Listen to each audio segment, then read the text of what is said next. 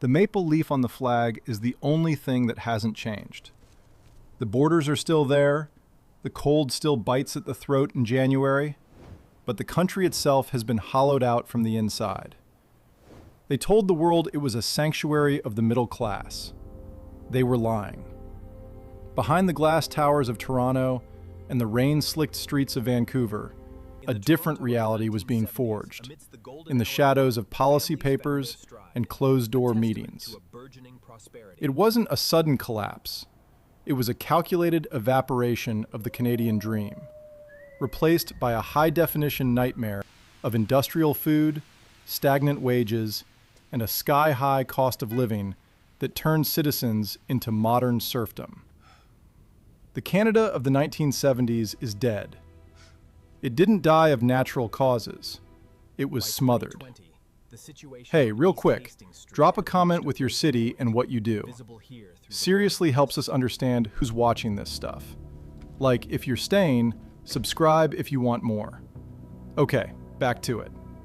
The silver-haired man sat in the back of a black sedan, looking out at the tents lining East Hastings Street in Vancouver. He remembered when this was a street of commerce, of families. Now it was a war zone of the forgotten.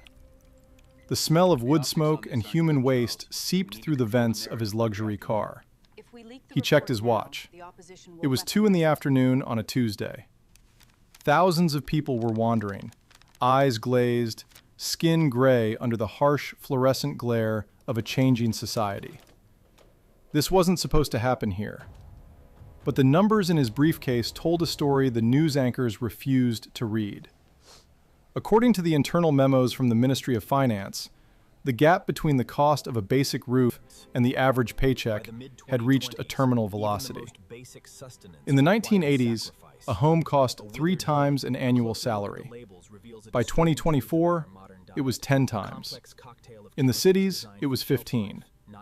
The math was simple. The math was impossible. The archival records tell a story of a quiet transition. The archives of the Library and Archives Canada, specifically the records of the Department of Finance and the Bank of Canada, a pattern emerges from the late 1990s. The shift toward a high immigration, low-wage economy was not an accident. It was a strategy discussed in the halls of the Confederation Building in Ottawa. The goal was growth at any cost, but the cost was the social fabric. Documents from the Canada Mortgage and Housing Corporation, CMHC, showed warnings as early as 2015. They predicted the housing bubble would burst, not by crashing prices, but by pricing out the soul of the nation. They ignored it. They opened the doors wider, even as the infrastructure groaned and the hospitals began to overflow with people who had no family doctor. The food on the table changed first. It was subtle. The labels grew longer, filled with chemical compounds that replaced natural ingredients. Genetic modification became the standard, not the exception. In the grocery aisles of Loblaws and Sobeys, the prices soared while the nutritional value plummeted. A head of lettuce cost $7. A pack of chicken, once a staple, became a luxury. The statistics from Health Canada, hidden in the back of annual reports, showed a terrifying trend. A rise in chronic illnesses linked to a diet of processed, high-sodium, genetically modified food products. The middle class was being fed industrial fuel, while their bank accounts were drained by a handful of corporate monopolies that controlled every calorie entering the country.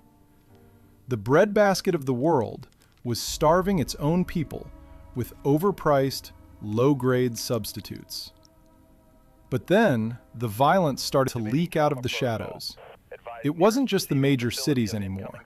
The quiet suburbs, where people moved to escape the chaos, were now seeing the flash of muzzle fire. The Royal Canadian Mounted Police, RCMP, reports began to track a shift in criminal dynamics. It wasn't just organized crime, it was the desperation of the street. In the early hours of a November morning in 2025, a single mother in Surrey heard the distinctive pop of a small-caliber handgun. It was the third time that week. The police arrived 40 minutes later. They didn't even take statements. They were overwhelmed. The blue-collar neighborhoods that once felt safe now felt like cages. The wages stayed frozen in 1999 levels when adjusted for inflation, but the bullets were free. The documents in the Privy Council office, the heart of the Canadian government's executive power, reveal a chilling detachment. In a series of briefings titled, quote, "Two planners noted that the rapid influx of people, combined with the lack of housing, would lead to, quote, 3. They knew. They saw the projections of tent cities growing like tumors in public parks. They saw the rise in retail theft and, quote, 4. But the policy of the, quote, 5 was tied to the debt. The country's economy had become a Ponzi scheme based on real estate and new arrivals. If the flow stopped, the bubble popped. So they kept the doors open, even as the floors began to rot and the walls began to crumble. He worked at a manufacturing plant in Hamilton for 30 years. In the late 80s, his father had bought a 3-bedroom house on that same salary. In 2026, the son lived in a basement apartment with 3 other grown men. He walked to work past a row of luxury condos that sat half empty, owned by offshore holding companies and used as laundromats for international capital. His paycheck, after taxes and the skyrocketing cost of heating his damp room, left him with $60 for the week. He ate ramen and canned corn. He watched the news, where politicians spoke about, quote, 6, quote, and, quote, 7, quote, but all he felt was excluded from his own life. He saw the new arrivals being herded into substandard housing, exploited for cheap labor, and he realized they weren't the villains. They were just the latest fuel for the engine that was burning his country to the ground. The data from the Canada Revenue Agency, CRA, confirms the squeeze. While the top 1% saw their wealth grow by 40% over a 5-year period, the bottom 60% saw their real purchasing power vanish. The brain drain wasn't just a headline, it was a mass exodus. The brightest young Canadians, the doctors, the engineers, the scientists, were packing their bags for the United States or Europe. They couldn't afford to live in the land of their birth. What remained was a hollowed-out shell, a service-based economy where people sold coffee to people who couldn't afford the rent, while the streets filled with those who had finally slipped off the edge. The shadow of the needle grew longer in the parks of Toronto. The opioid crisis, fueled by a broken healthcare system and a lack of social safety nets, turned public squares into morgues. The paramedics in the city of Ottawa reported a 300% increase in overdose calls over a 24-month period. The sirens became the background noise of the capital. In the winter months, the frozen bodies were found behind dumpsters or under bridges, often with a government-issued identification card in their pocket that said they were __, quote, _9, __. They were the statistics that didn't make it into the tourism brochures. They were visible evidence of a system that had decided some lives were simply the cost of doing business. At the exact moment the government announced a new environmental tax that would further raise the price of gas and groceries, a riot nearly broke out at a food bank in Brampton. The line stretched for 6 blocks. These weren't just the homeless. These were people in suits, people in nurses' uniforms, people who had done everything right. The realization was sinking in. The country they were told they lived in no longer existed. It had been replaced by a cold, efficient machine that valued global citizenship over the welfare of its own residents. The archival records of the Department of Immigration, Refugees, and Citizenship Canada, IRCC, show a massive surge in temporary resident permits, often for low-skilled jobs that suppressed the wages of the local population. It was a deliberate dilution of the labor market, designed to keep the corporate profit margins high while the little guy struggled to buy a gallon of milk. The interiors of the new Canada were sterile and cramped. The micro-condo became the new standard. 300 square feet of concrete and glass for $2,000 a month. The smell of cheap building materials and stale air defined the urban existence. There was no room for a family, no room for a garden, no room for a future. The mental health crisis followed the housing crisis like a ghost. Depression rates among young Canadians reached historic highs. They were the first generation in the history of the country to be poorer than their parents, and they were told to be grateful for it. The gaslighting was total. Every time someone pointed out the crime, the prices, or the filth, they were met with a wall of bureaucratic silence or accusations of being un-Canadian. The documents showed 3 names on a memo regarding the future of urban stability. 2 were crossed out with red ink. The third was a recommendation to increase police presence in high-risk economic zones. They weren't planning to fix the poverty. They were planning to contain it. The archives of the Ministry of Public Safety contain drafts of, quote, 17 plans that treat the civilian population as a potential threat to be managed, rather than a community to be protected. The shift from, quote, 18 to, quote, 19 was documented in the procurement orders for armored vehicles and high-tech surveillance drones for the major metropolitan forces. They knew the pressure cooker was going to blow. Behind the closed doors of the Prime Minister's office, PMO, the conversations were about, quote, 20, quote, and, quote, 21, quote. The reality of the mother who couldn't afford baby formula, or the senior citizen who was eating cat food to pay the property tax, didn't enter the room. They were looking at spreadsheets, and the spreadsheets said the GDP was growing. It didn't matter that the growth was fueled by debt and a desperate influx of people who were being sold a false dream of a northern paradise. The new Bangladesh wasn't a geographical shift. It was a socio-economic one.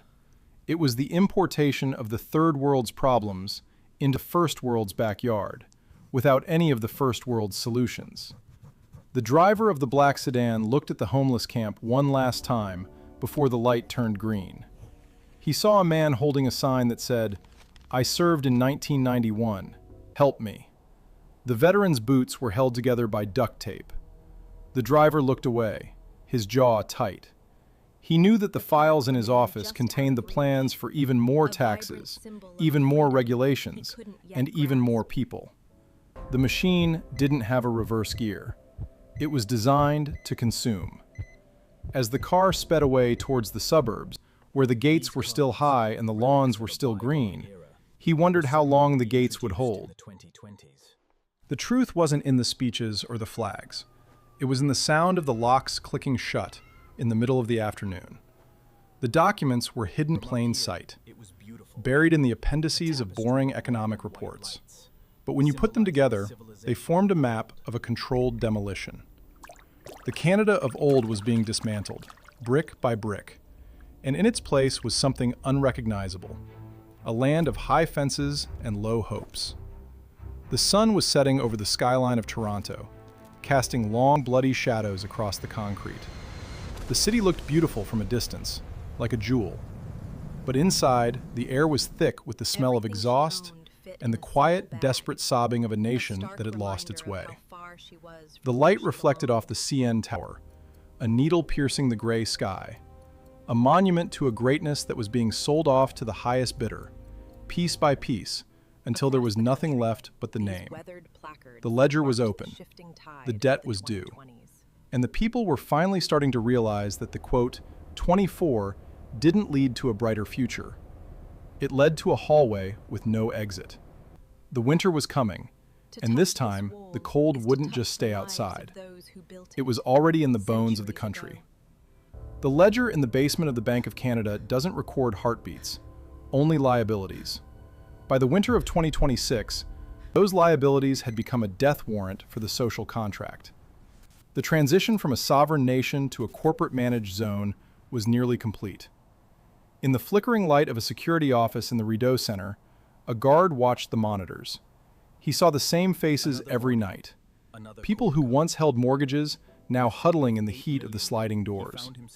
They were the statistical anomalies mentioned in the RGAE, the Russian State Archive of Economy, which, during the late Cold War, had meticulously tracked the stability of Western middle classes as a metric of capitalist viability.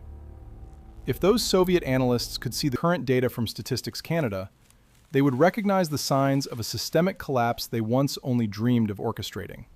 Hey, real quick, drop a comment with your city and what you do. Seriously helps us understand who's watching this stuff. Like if you're staying, subscribe if you want more. Okay, back to it. The internal monologues of the policymakers in Ottawa had shifted from "how do we help" to "how do we hide." In a declassified briefing note from the Department of Justice, dated the 14th of September 2025, the language used to describe the rising crime rates was clinical. The degradation of public order is a secondary effect of the necessary transition to a high-density labor model. They didn't call it a crisis. They called it a secondary effect. While the sound of sirens became the new national anthem of cities like Winnipeg and Edmonton, the official reports focused on the, quote, 27, quote, of the new digital payment systems and the efficiency of the, quote, 28, quote, logistics. They were measuring the speed of the sinking ship by how fast the water was entering the hold. The archival evidence found in the records of the Ministry of Health, Health Canada, specifically file series HC24B, reveals the true cost of the underscore quote underscore 29 underscore. By the mid-20s, the traditional Canadian diet had been effectively replaced. The documents show a massive lobbying effort by transnational agricultural giants to lower the testing requirements for CRISPR-edited produce and high-fructose corn syrup derivatives. The result was a population that was physically heavy but nutritionally starved. The local clinics saw a surge in poverty-related metabolic syndromes that hadn't been seen since the Great Depression. The food was cheap to produce, expensive to buy, and deadly to consume. The breadbasket was now a laboratory, and the citizens were the subjects. The personal line of a veteran paramedic in Montreal reveals the visceral reality of the safe supply policy. He didn't see underscore quote underscore 31 underscore. He saw a city being slowly euthanized. In his 24-hour shifts, he would respond to the same alleyways, the same derelict motels, finding the same government-distributed pills scattered next to the bodies of 19-year-olds. The archival logs of the Urgence Santé show a terrifying trend. The quote 32 of the drugs was irrelevant because the despair was absolute. People weren't just taking drugs to get high. They were taking them to disappear from a country where a full-time job at a grocery store didn't even cover the cost of a shared bedroom. The paramedics were no longer healers. They were the cleanup crew for a failed social experiment. But then, the architectural landscape itself began to reflect the decay. The quote underscore 33 underscore of the old government buildings in Ottawa now stood in sharp contrast to the quote 34 of the new residential towers.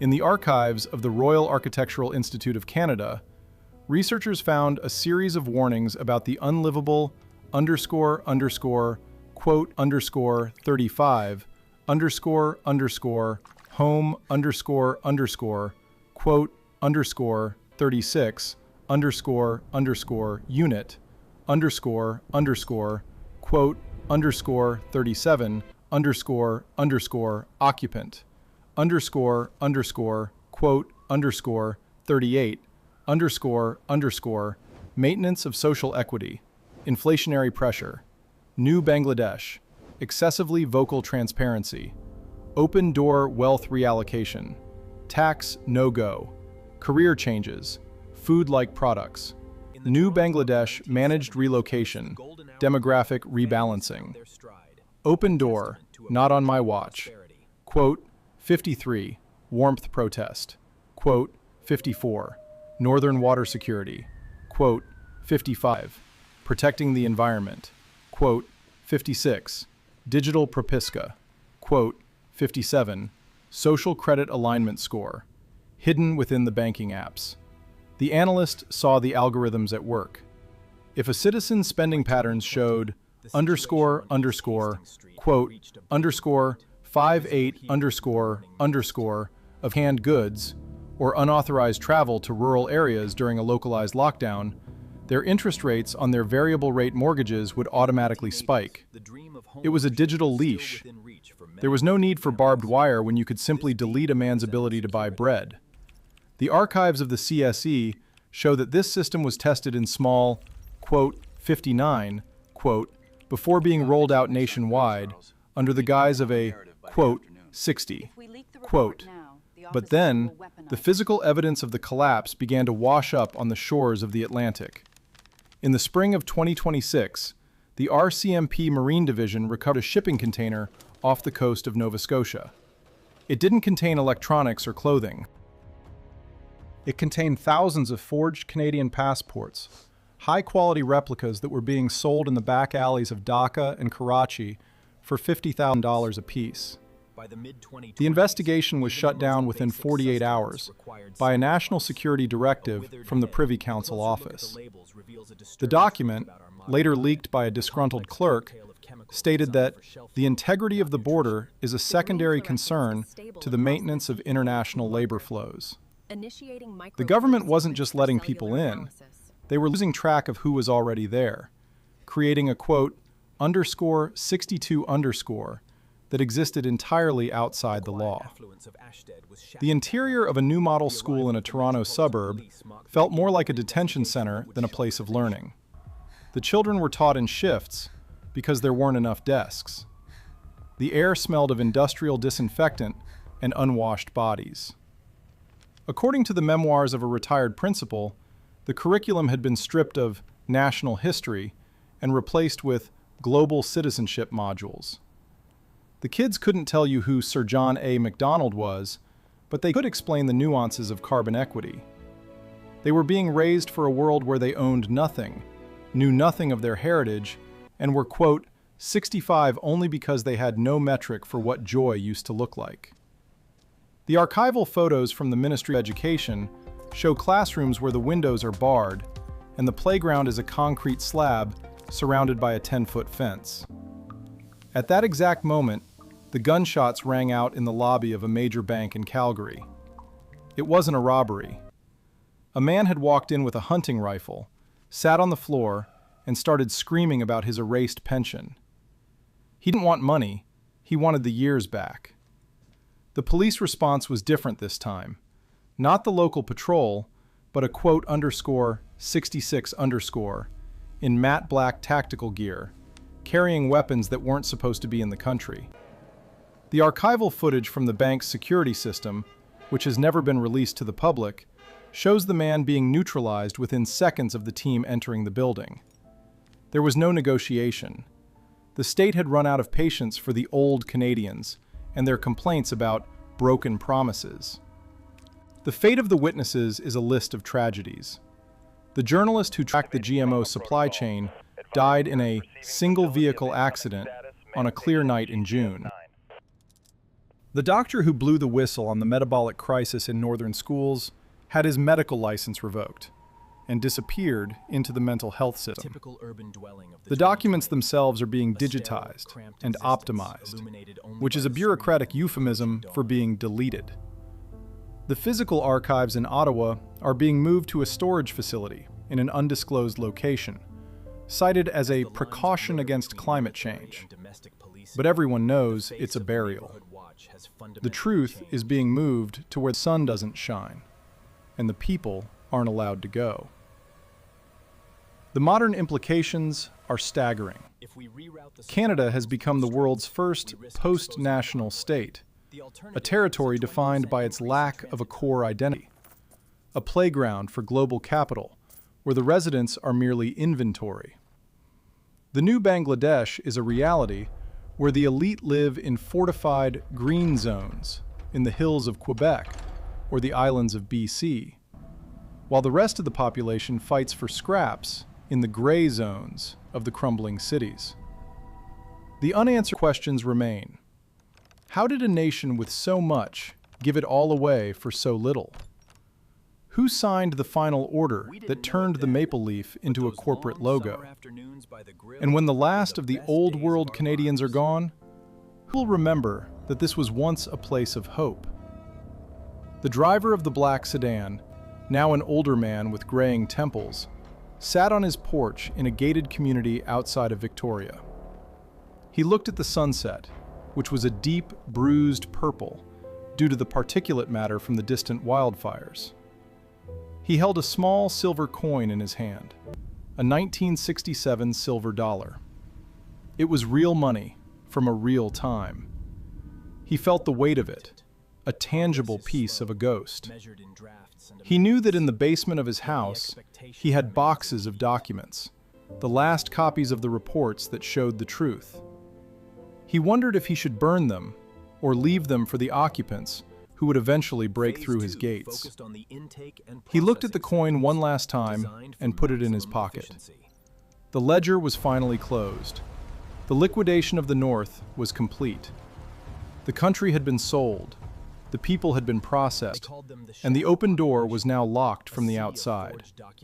The only thing left was the wind, whistling through the empty hallways of the Parliament, carrying the smell of ozone and the quiet, rhythmic ticking of a clock that had finally run out of time. The lights of the city began to flicker, one by one, as the grid began its nightly optimization, leaving the streets in a darkness that felt like a permanent state of being. The silence was absolute. The transformation was total. The map was blank.